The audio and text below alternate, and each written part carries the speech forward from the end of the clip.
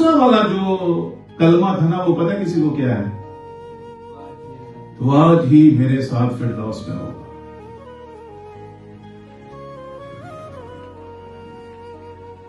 जब हम गुनाह का फल खाने या वो फल खाने की वजह से गुनाहगार हो गए थे ना, तो उसके बाद हुआ पता क्या था? खुदा की और इंसान की जुदाई हो गई थी। और जब यीशु मसीह ने उस डाकू से कहा कि तू आज ही मेरे साथ फिरदौस में होगा, तो किसी ने सवाल किया और तब वो तेरे सीधे फिरदौस में फिर चला गया। The resurrection of life, यानी यीशु मसीह ने कहा था क्या हम तो जिंदगी में हूं, तो उसमें 11:26 में देता है, जो कोई जिंदा है और मुझ पर ईमान लाता है वो अब तक कभी ना मरेगा।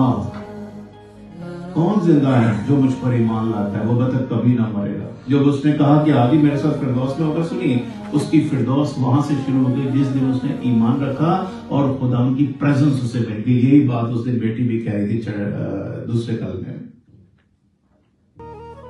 और प्रेजेंस कहां से शुरू हो गई है?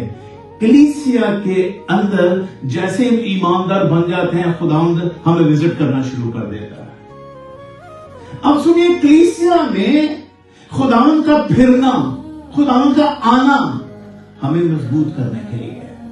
कलाम में लिखा, आखिर दिनों में मैं ये नहीं कहूंगा कि मेरे हुक्मों पर अमल करो, बल्कि आखिर दिनों में मैं खुद तुमसे रूह कुदस के वसीला से तुम्हारी मदद करके तुम्हें इस काबिल बनाऊंगा कि तुम खुदा की मर्जी के ताबे हो सको।